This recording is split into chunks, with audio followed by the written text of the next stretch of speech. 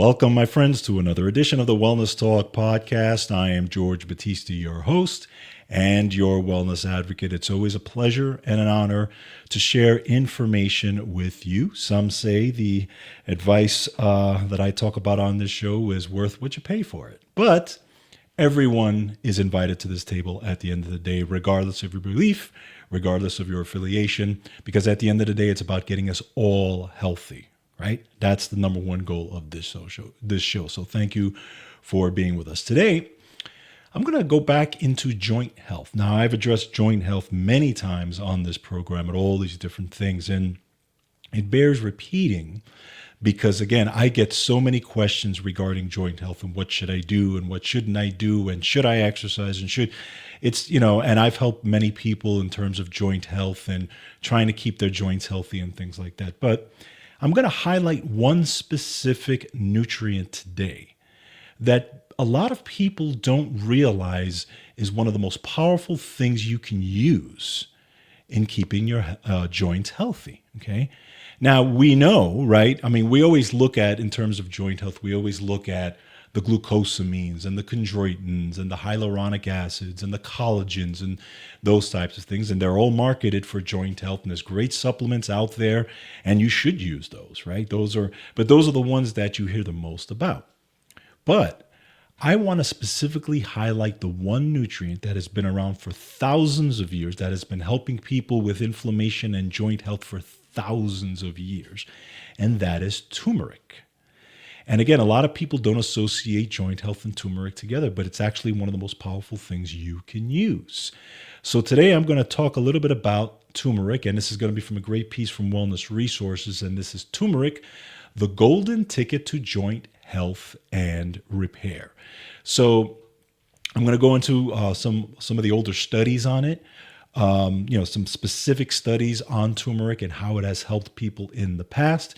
And then I'm going to go down the line specifically to all the things that turmeric does in the body. I'm going to talk about what it does in terms of joint health and repair and inflammation. And then I'm just going to go over specific, just overall inflammatory processes in the body. Then I'm going to take a look at what turmeric you should be taking in because they're not all the same. So I'm going to talk about the turmeric that I recommend and the one I personally take and that I want to recommend to you guys. And so that's going to be our discussion today. We're going to also talk a little bit about joints in general and just how to keep them healthy as well. Again, something I've addressed on this show in the past. And then at the end, I'm going to play a clip of something that I love. And it's a quick clip. It's about a minute 30 or so, but it really shows you why it is so important in terms of movement and why movement should be the number one thing that you use in terms of keeping your joint healthy from when you're young all the way into your old ages. So wait till we get there. It's such a great clip. It's 2 years old, but it's still relevant. And it's just one of those clips that I love watching. So that's what we got on tap for today. Of course, go to georgebatista.com. Check out the articles, check out everything that's on there. Well, of course, you can find us on social as well. And make sure that you like, share, and subscribe because that's how, that's how we grow. We're growing little by little, but we're growing, right? It's really getting out there. And we want to make sure we're getting everybody healthy as much as we can. So I appreciate you guys for always joining me every single week and getting the information out there and helping us grow. Okay, so let's take a look at the basics of joints, right? They're kind of simple, really, if you really think about it. A lot of people make it more complicated than it is. But what are joints, right? So joints, when you look at your knee joints and your elbow joints or shoulders, these types of things, it's basically two bones coming together, surrounded by a joint capsule, right? And that joint capsule has within it helps to produce what's called synovial fluid. And this is one of the biggest keys that a lot of people don't know. And even doctors don't really talk about it a lot. Synovial fluid is a huge thing. Why? Because joints are hydraulic. Joints need fluid. They need nutrients to be able to, keep everything lubricated, right? That's a huge deal. And this is why movement is such a key thing in terms of joint health, because that's what the movement is what keeps the joints hydraulic.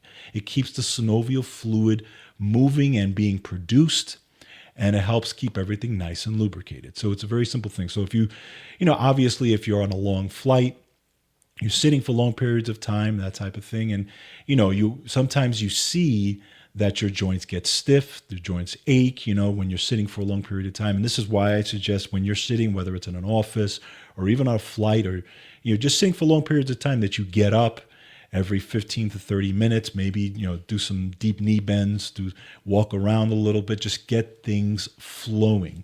Because one of the things here is the movement piece is the huge part of this. Now, what are the reasons why joints can get affected, right? Joints could have problems. Joints, you can, let's say have pain or inflammation, right? We have arthritis, right? That's the big thing, right? And specifically with joints, it's osteoarthritis. Now, what is arthritis? Well, art means joint, right? Itis is inflammation, so it's arthritis, right? Inflammation of the joints. And then we have osteoarthritis, right?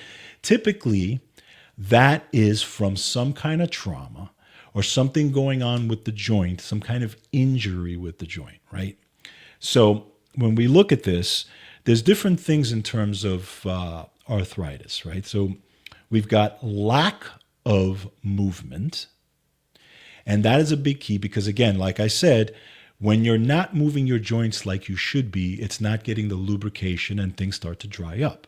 Well, that can create inflammation in and of itself. And I'm not talking about one day, or again, on a long flight. I'm talking about this as years over time.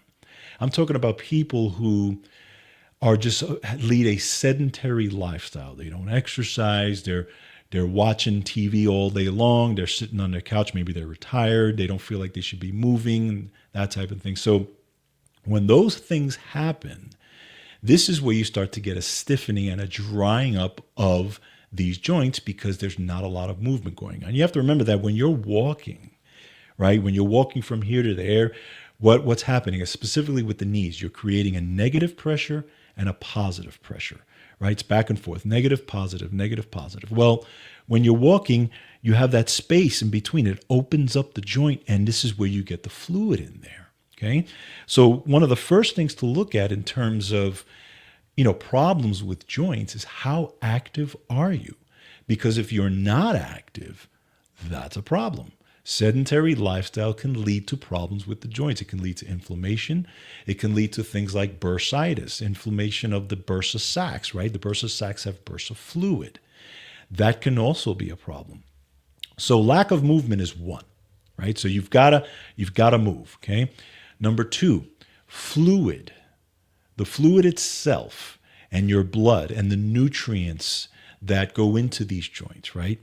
Your blood has to be as healthy as possible.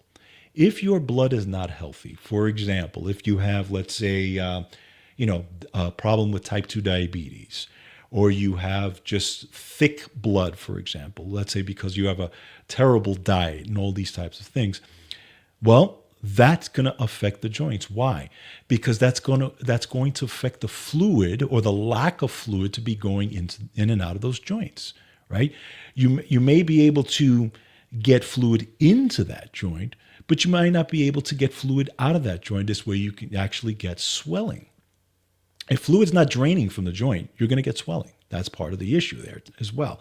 So keeping your blood healthy, keeping the nutrients healthy. This is why it's important to make sure you're eating good, you're getting good nutrition, you're keeping your blood nice and hydrated, plenty of water, right? Because what does water do? Water also hydrates you, right? But water is also a mild blood thinner.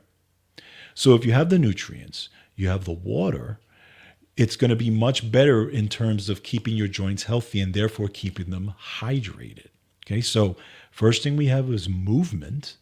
And then the second thing we have is the blood. How healthy is your blood? You got to keep that blood as healthy as possible, right? So that's number two. And then we have number three, trauma. Let's say it's a trauma. Let's say you had an injury.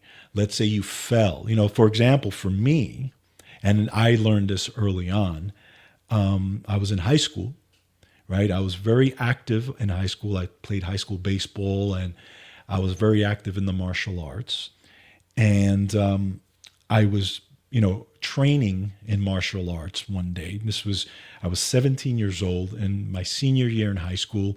This was before the season of baseball. So I was really excited about, baseball, but I was training in martial arts as well. Well, during my martial arts training, I zigged when I should have zagged. I don't remember what kind of movement I was doing. I know I was throwing some kicks and stuff like that. And I don't want to gross you guys out if you're a little squirmish about this, but basically my knee came right out of place. And I heard it because there was a crack and a pop and all that type of stuff. Sorry if I'm getting you guys a little squirmy on this, but it was bad. Okay. And, it got to the point where my knee was swollen. My knee looked like a balloon and I couldn't bend it. So my knee was literally, it was in a bent position, but I couldn't straighten it. What I'm trying to say is I couldn't straighten my knee.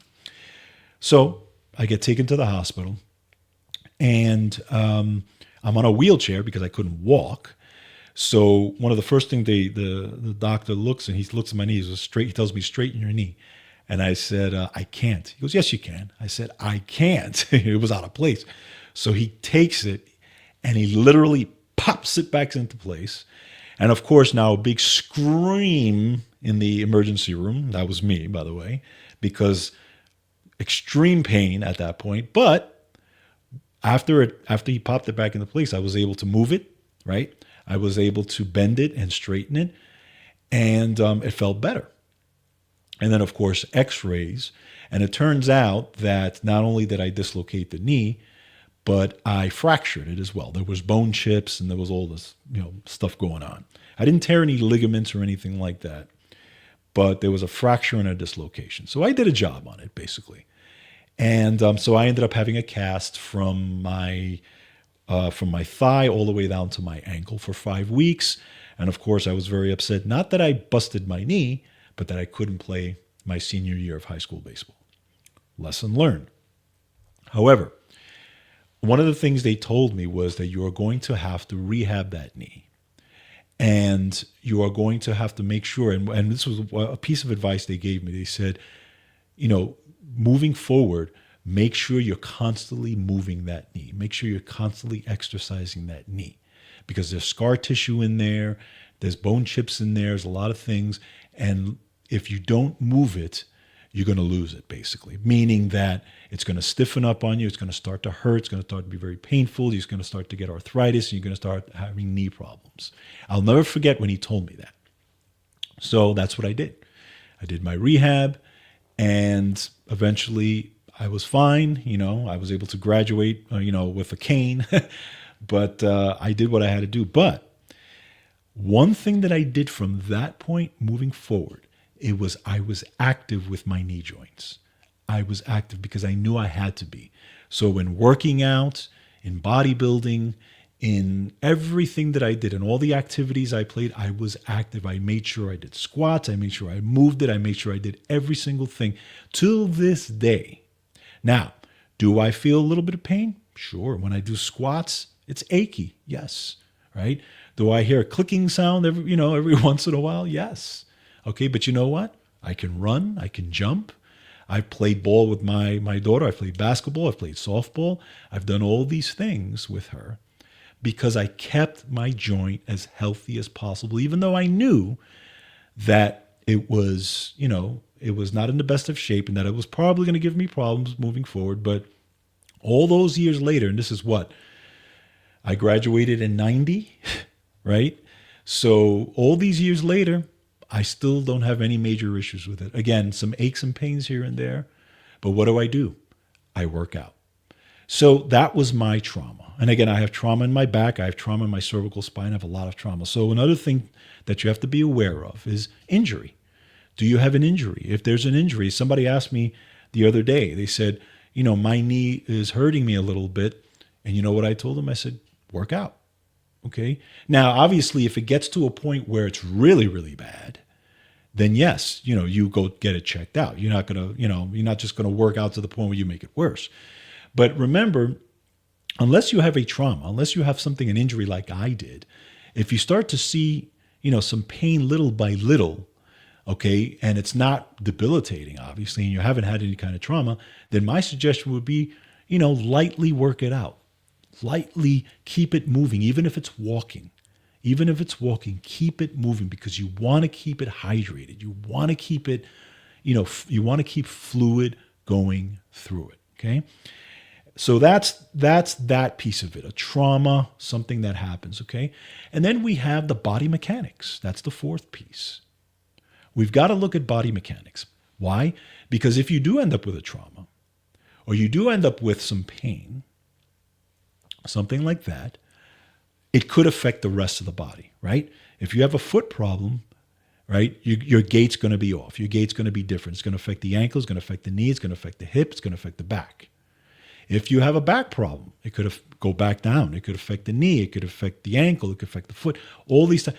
The body position is a big deal in terms of joint health. So if your body mechanics are off, if your gait is off, you're going to start to notice issues. You're going to start to notice pain. You're going to start to notice problems, right? You'll notice that. So my suggestion, if you think that your gait is off or you think that you're favoring one side, which happens, go get it checked out. Maybe look at a chiropractor, osteopath. Talk to them. Chiropractors are great at freeing, especially if they take x-rays. They can see it. And they can work on getting your body mechanics back into shape. That's a big deal, right? Body mechanics, that's huge, okay? Because if you have a deviation in the spine, if you have a deviation in your hips, or it's going to affect everything else. So that also affects your joints, okay? There's a thing called proprioception. Proprioception is basically how your brain views your body in space. Remember, your brain doesn't have two eyes to look down to see what's going on with your body. It relies on signals. There's signals that go from your spine to your brain. You have mechanoreceptors, right? You have all these little receptors that they're signaling going back and forth between your spine and your brain and the rest of your body and all this. Well, this is telling your brain where your body is in space. And what happens if you have a deviation in your body, if you have a deviation in your spine and your hips, your mind is going to sense this. And what is it going to do? It's going to start to actually try to correct it. And this is where you're going to start to get your pains. This is where you're going to start to get your stiffness in your muscles, because your body is intelligent and it's trying to do whatever it can to fix the problem. And it's going to stiffen certain muscles. You're going to start to see a stiffening, and you're going to start to get spasms and pain and different things like that. Again, this is something that I've gone through. I know this all too well with the back problems, and I talked about that on a previous episode in terms of back health. So if you guys want to check that out, and I talked about what I went through in terms of back health and how I have managed that through the years. So those are the things to look out for, okay? You have to look out for those things. Those are all important. That's a comprehensive approach to joint health. People don't really think about all those things in terms of joint health. They just want to take one pill or just do one exercise. There's a lot involved in it. So make sure you take a look at those things when you're assessing your joints. And then obviously, if you have a problem, if you have a major problem, you go talk to your doctor. You go talk to an orthopedic surgeon or whatever it is, whatever you need, you do that, obviously. That's besides the point, okay? I'm just talking about taking responsibility in what you can do. So that's my 2 cents on that from a guy who's had issues with joints and bones and all that type of stuff in my life. So now let's talk a little bit about turmeric. So how does turmeric factor in as far as a nutrient that can help you with joint health? Well, we know, again, that turmeric has been used for thousands of years, right? That goes without saying, right? Remember that turmeric is a spice. It's actually part of the ginger family. And it's a very anti-inflammatory. There's a component in turmeric called curcumin.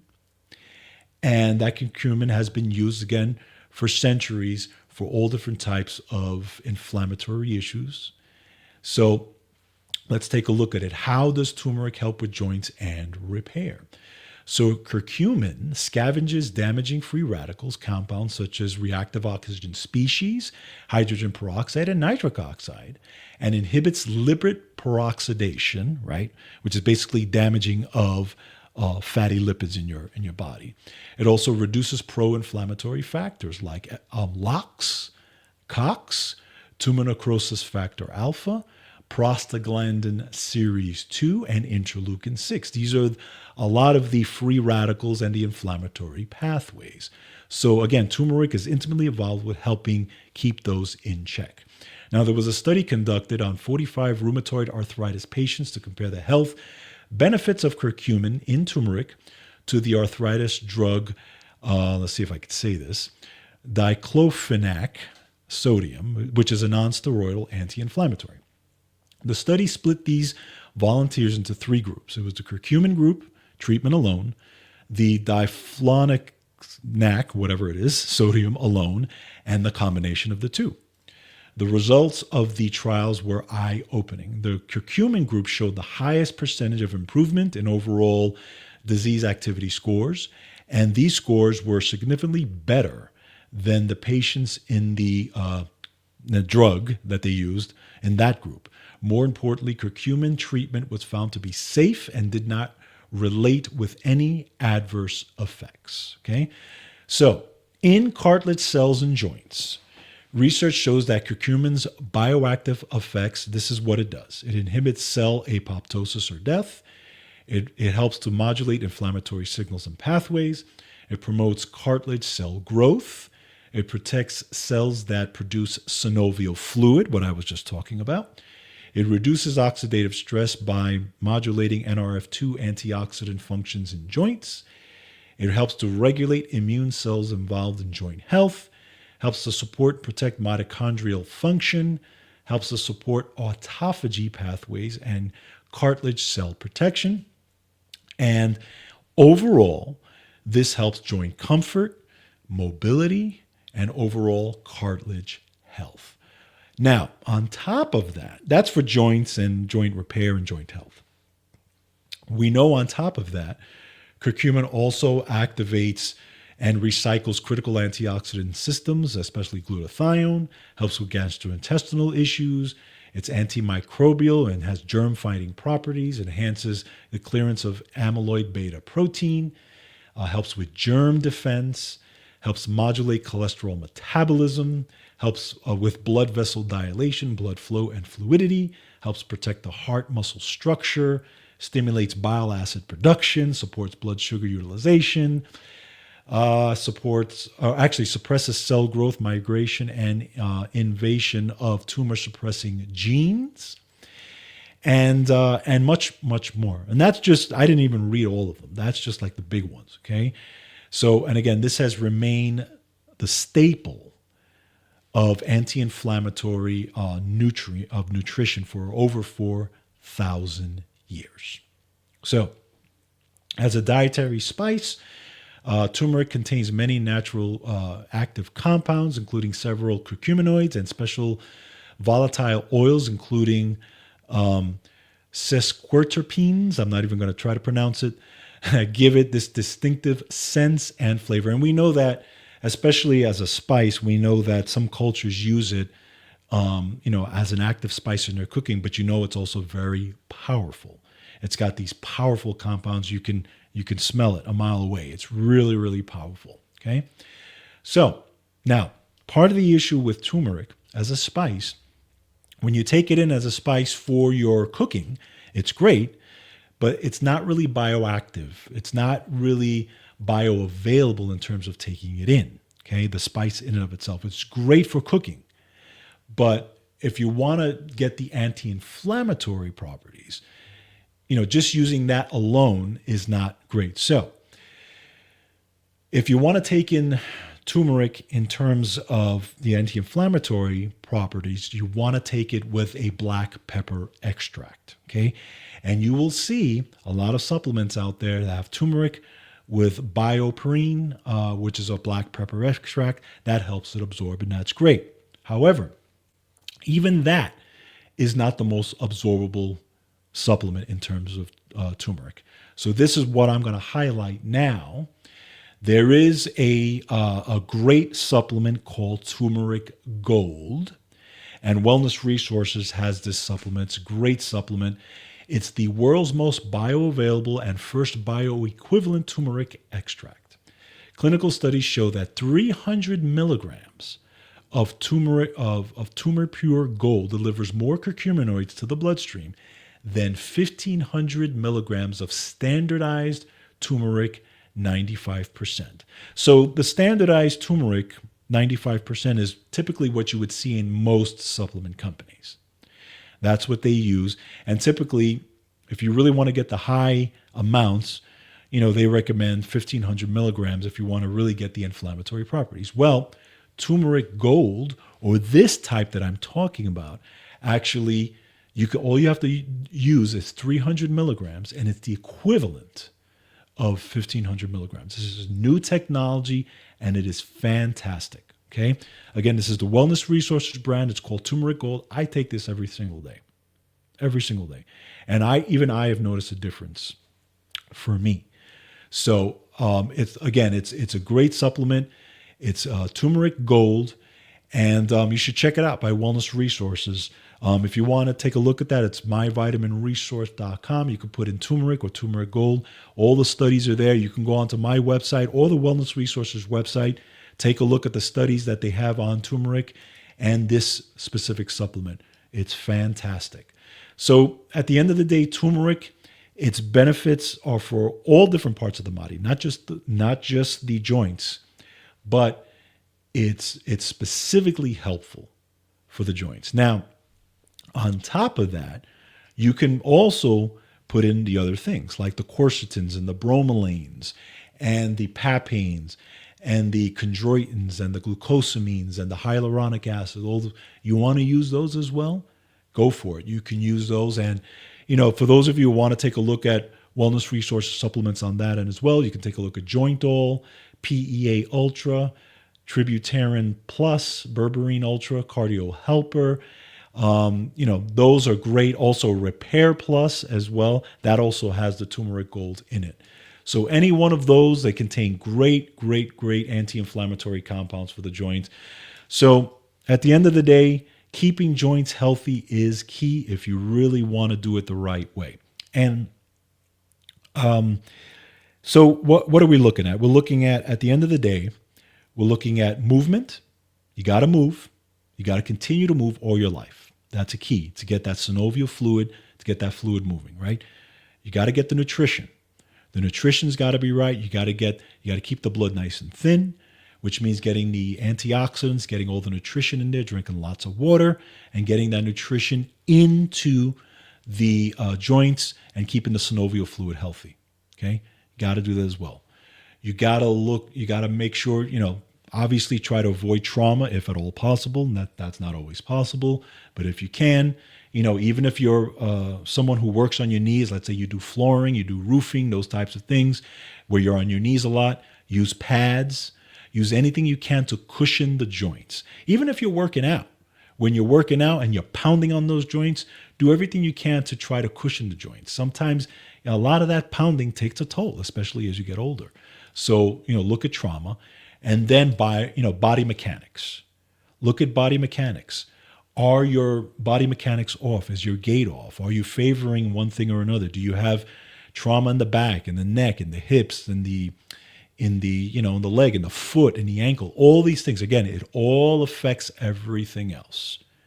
So look at that as a comprehensive approach. On top of that, you can look at Turmeric Gold. You can look at turmeric itself and just all the nutrition on top of that.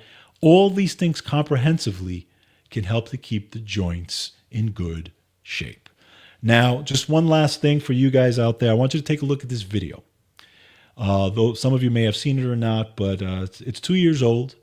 This gentleman's 100 years old. Take a look at this guy because he's running marathons.